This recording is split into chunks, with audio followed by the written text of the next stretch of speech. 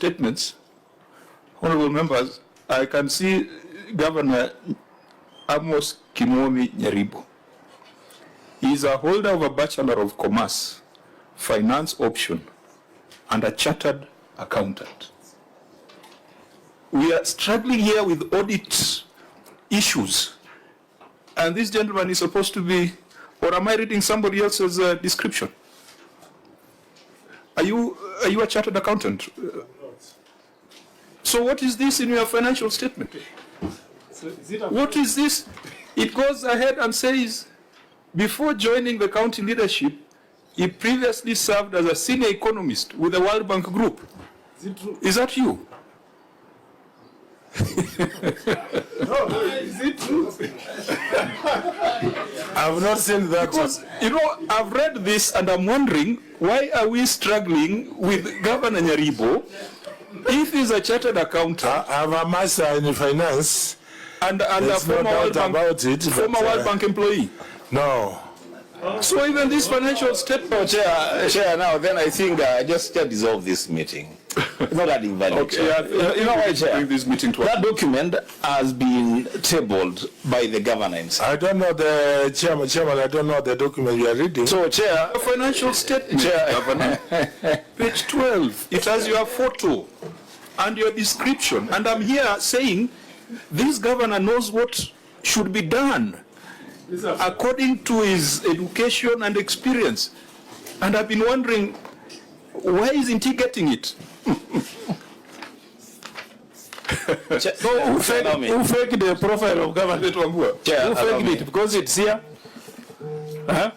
Chair, allow me. Who takes responsibility? You know, just a minute. Sure. You know, it's a crime to tender false information before a committee. It's a serious crime. So, who did this? Governor. It's page Roman 12. Who takes responsibility? Who takes responsibility? Other than forwarding, I don't send financial statements. So who takes responsibility? Because we'll take note in our report. Who will take responsibility? Who prepared the documents?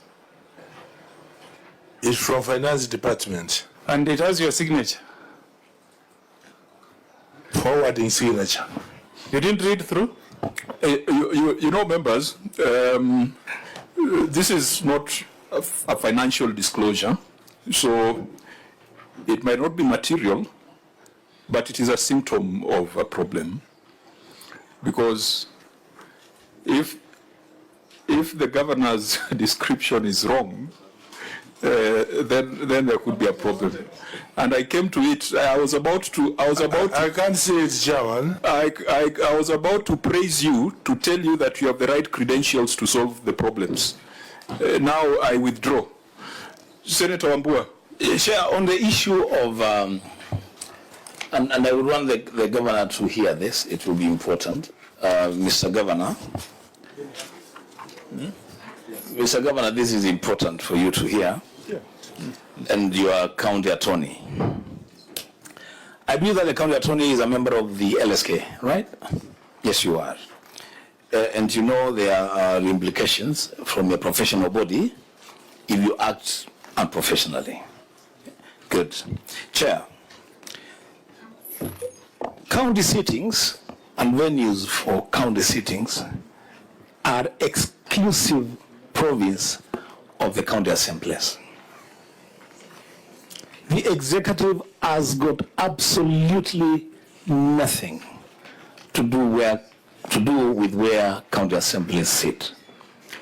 For the governor to appear before a committee of the Senate and declare on record and under oath that the executive has gazetted the venues for the sittings.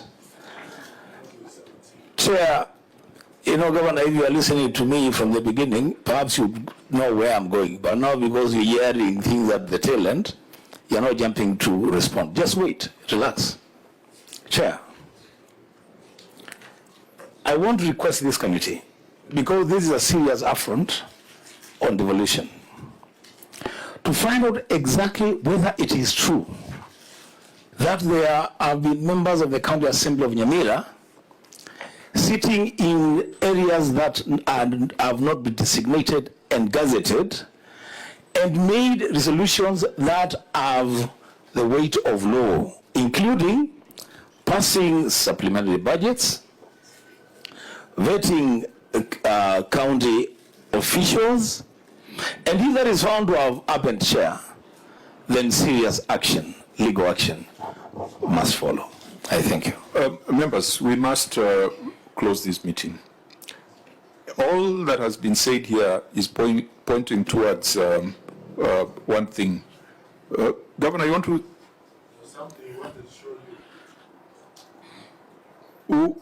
A settlement. He wanted to show you the settlement. No.